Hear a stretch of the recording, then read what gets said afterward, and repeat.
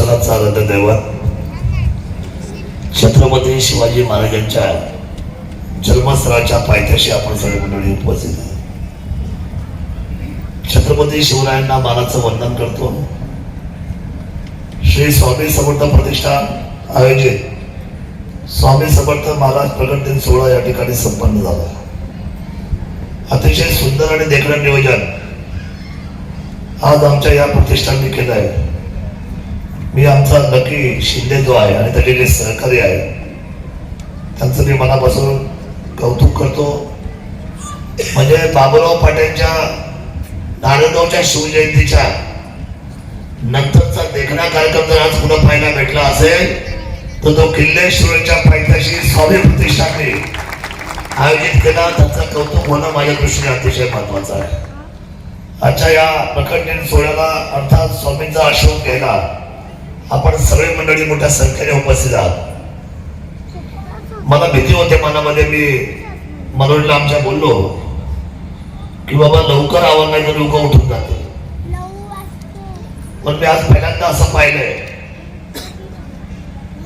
1.5 तासाचं सर व्याख्यान ऐकल्यानंतर तुम्ही माती सांगितली, माणसं सांगितली आणि शिवशरणचं त्यांच्या हृदयात तुम्ही कोरलं. त्यामुळे इथला एकही माणूस आणि एकही भगिनी आमची आपली नाही. त्यामुळे तुमचं कौतुक मी मनापासून करतो. त्याचा विचारांचा वारसा कशाला म्हणतात त्याचं उत्तम उदाहरण म्हणजे आज तुम्ही केलेलं शिवचरित्राचं व्याख्यान हे प्रत्येकाला बरोबर टाकणारं ठरलं. आजच्या या कार्यक्रमाला प्राध्यापक शिवव्याख्याते नितीन मालगुडे साहेब यांची उपस्थिती इथे आली. मी मनापासून छत्रपती शिवाजी महाराजांच्या या शिवभूमीचा आमदार म्हणून मी त्यांचं मनापासून सहर्ष स्वागत करतो तुमच्या सर्वांच्या साक्षीने. दुसरे लोकनेते, खरं लोकनेता पदवी सोपी नाही. जो कष्ट करतो, जो घाम घालतो, जो लोकांमध्ये बसतो, लोकांमध्ये उठतो आणि नंतर साध्या वागण्यामधून माणसं जो जिंकतो. बघा आमचे निलेशजी लंके साहेब आणि आदरणीय आमचे बाबूराव पाटील यांना कपड्याची ओळख लागत नाही आणि दाढी करण्याची काही गरजच राहत नाही. साधं. आणि तुम्हाला खरं सांगू का, एखाद्याने 5 कोटीच्या गाडीमध्ये बसावं, त्या 5 कोटीच्या बाहेर एक माणूस नसावा घ्यायला.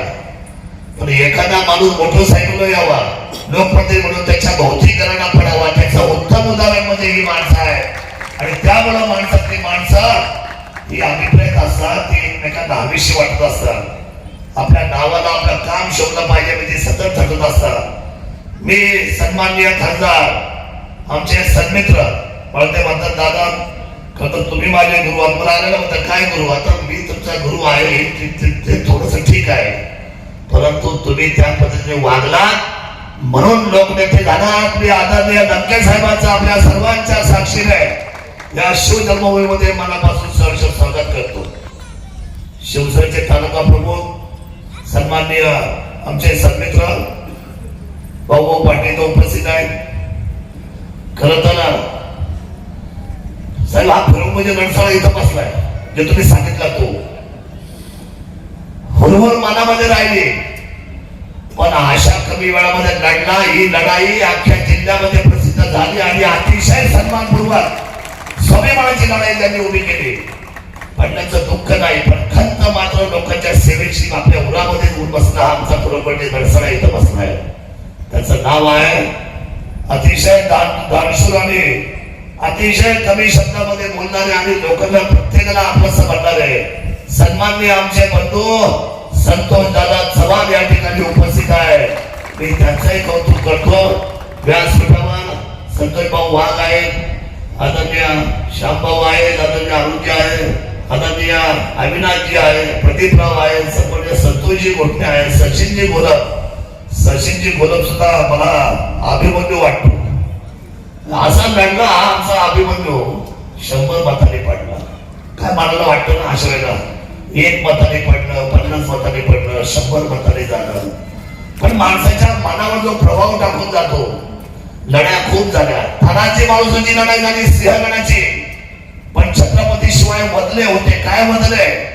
पुटपुटले, स्वराज्याच्या समोर रडले आणि म्हटले गड आला पण सिंह गेला. तशा पद्धतीने लढणारे हे माझे सगळे हे झाले माझे शूरवीर आहेत. सचिनजी गोलब यांचं मी या ठिकाणी स्वागत करतो. सन्मान्य उद्योजक आमचे मित्र विनोदजी आवटे असेल, आमचे आता विद्यमान पंचायत समिती सदस्य आमचे मित्र संजयजी वराडे असतील, आमचा गट नेता शिवसेनेचा या शहराचा आदरणीय खरं तर सदाभाऊंचा नातू आहे आणि आमच्या कैलासवासी अतिशय सन्मित्र असलेले आमचे आदरणीय किरण शेठ परदेशी यांचे चिरंजीव विक्रमसिंह इथं उपस्थित आहेत. आमचे युवा सचिव विकास राऊत उपस्थित आहेत. उपस्थितांमध्ये आमचा मनोज उपस्थित आहे. उपस्थित आमचा सरपंच वडदचा सुनील चव्हाण आहे. जितेंद्र ढोणे साहेब आहेत. उपस्थित सर्वच मंडळी उपस्थित आहात. प्रत्येकाचे नाव घ्यावे. जर गणेश नावं सगळ्यांची घेत बोललो तर मला भाषण करायला सरपंच नाही असेल आमच्या इथे कमाडवाडीच्या. आपण सर्व उपस्थित आहात. महिला वगैरे सगळे स्वामी भक्त उपस्थित आहे. मी सर्वांचं मनापासून सहर्ष स्वागत करतो आणि आयुष्यातल्या एकच गोष्ट जी मला पटली ती मी तुम्हाला सांगतो. मी आधीच बोलणार नाही. मी पण डायरेक्ट मुंबईला आलो, त्या कार्यक्रमाला पोहोचलो. माझ्या पाठीपाठ लंके साहेब आले. मी आपल्याला विचारलं, लंके साहेबांना बोलवलंय पण ते आले पाहिजे याची फक्त तुम्ही काळजी घ्या. कारण मला माहित आहे की कधी कधी कार्यक्रम संपला तर आम्हाला पोहोचायची सवय पोहोचतो जरूर, पण लोक जेवण झोपलेला असत तेव्हा जातो. अशी परिस्थिती कधी कधी आमची होती. वेळ हातात पुरत नाही. पण वेळेमध्ये आलात मी आपलं कौतुक करतो. आणि एक गोष्ट आयुष्याची जरूर सांगेल, आयुष्य एकदाच आहे. जे आयुष्य छत्रपती शिवराय जगून गेले फक्त अवघ्या 50 वर्षात. आयुष्य एकदाच आहे. जे राजे संभाजी महाराज जगून गेले. आयुष्य एकदाच आहे. त्या झाशीची राणी जगून गेल्या. आयुष्य एकदाच आहे. जे नेताजी सुभाषचंद्र जगून गेले, डॉक्टर बाबासाहेब जगून गेले, महात्मा ज्योतिबा जगून गेले, आमच्या सावित्रीबाई जगून गेल्या, आमच्या अहिल्याबाई जगून गेल्या. आयुष्य एकदाच आहे. एक व्हायचा प्रयत्न करा. माणूस रिपीट होत नाही. शिवराय पुन्हा होईल का ताई? शिवराय होणार नाही. पण शिवरायांसारखा जगायचा मात्र प्रयत्न आपण सर्वांनी केला पाहिजे. तेच आपल्या आयुष्याचं मोल आहे. ते जगायचा आपण प्रयत्न करूया. आज आम्हाला जे काही सर्व काही गोष्टी आमच्या हृदयापर्यंत आणून सोडल्या त्या प्राध्यापक नितीन बाळगुडे साहेबांना मी धन्यवाद व्यक्त करतो. कोण म्हणतं माणसाकडे पैसा असला का म्हणून हुशार आहे, कोण म्हणतं माणसाकडे संपत्ती असली, माणसाकडे ऐश्वर्य असलं की म्हणून हुशार आहे. पण ही गोष्ट खरी आहे. या भारताकडे विचार आहे. ज्याचा विचार सर्वश्रेष्ठ आहे तो भारतातला सगळ्यात महत्वाचा घटक आहे. त्याने न्यूटनचं उदाहरण दिलं. मी येत्या सगळं गाडीमध्ये बसून लाईव्ह ऐकत होतो. पण प्रत्येक वाक्य मी तुमचं ऐकत होतो. प्रत्येक माणसाला आपापलं महत्व आहे.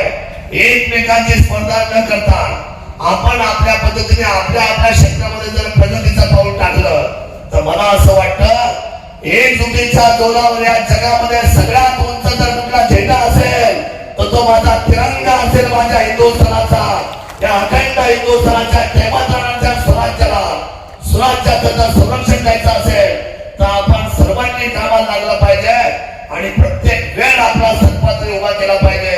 एवढंच या ठिकाणी स्वामीच्या चरणी प्रार्थना करून नतमस्तक होऊन सांगतो.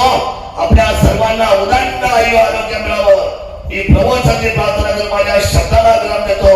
जय हिंद, जय महाराष्ट्र, जय शिवराय, जय आदिवासी, जय भीम.